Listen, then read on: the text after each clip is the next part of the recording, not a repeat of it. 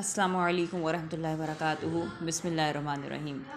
جب ہمارا موبائل کا سسٹم بہت سلو ہو جاتا ہے نا، بار بار ہینگ ہو رہا ہوتا ہے، تو ہمیں غصہ آ رہا ہوتا ہے، ہم فرسٹریٹ ہو رہے ہوتے ہیں کیونکہ وہ کام نہیں کر رہا ہوتا ٹھیک طرح سے۔ بار بار ہمیں اپنے موبائل کو جو ہے کبھی رکھنا پڑتا ہے، کبھی اٹھانا پڑتا ہے، اور آپ جو فائل کھولنا چاہتے ہیں وہ نہیں کھلتی، اور عجیب سا موبائل سسٹم اتنا سلو ہوا ہوتا ہے کہ انسان کا وہ کام جو وہ 1 منٹ میں کر سکتا تھا، 1 سیکنڈ میں کر سکتا تھا، اس کو اسی میں 10-20 منٹ لگ جاتے ہیں۔ جب تک وہ اپنے سسٹم کو خالی نہیں کرتا، اس کی جو ایکسٹرا فائلز ہیں ان کو ڈیلیٹ نہیں کرتا، ایکسٹرا چیزیں جو اس نے رکھی ہوئی ہیں، جو اس کی اسٹوریج ایشو ہے اس کو ریزولو نہیں کرتا، تو اس کا موبائل ٹھیک نہیں ہوتا، اور تب تک جو ہے موبائل اپنی اصل حالت میں نہیں آتا نا۔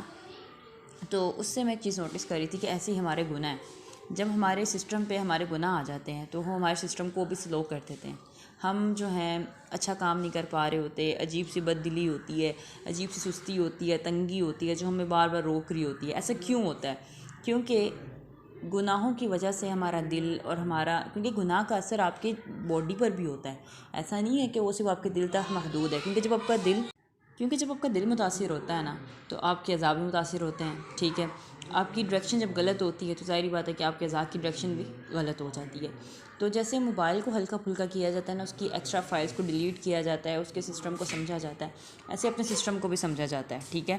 اور ہمارے اندر جو گناہ آگے ہوتے ہیں، جو غلطیاں ہم نے کی ہوتی ہیں، اس کے لیے ہمیں توبہ استغفار کر کے اپنے سسٹم کو جو ہے نا فاسٹ کرنا ہوتا ہے۔ تو جو غلطیاں آپ کر لیتے ہیں، جو گناہ آپ سے ہو جاتے ہیں، فوراً اس پہ توبہ کریں، ٹھیک ہے؟ یعنی توبہ ایسی چیز ہے جو آپ کے سسٹم کو تیز کرتی ہے، آپ کو ہلکا پھلکا کرتی ہے۔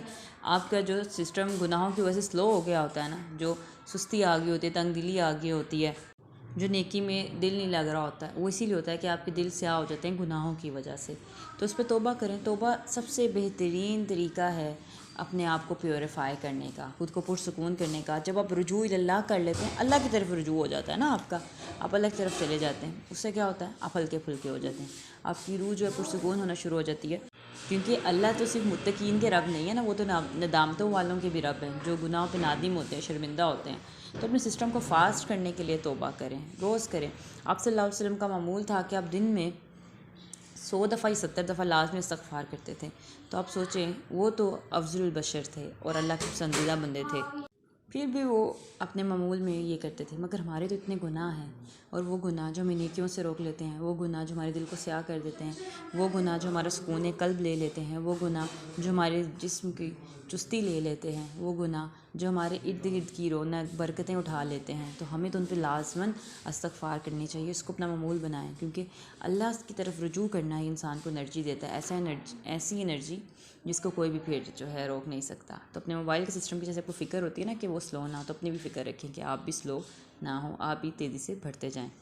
السلام علیکم ورحمۃ اللہ وبرکاتہ۔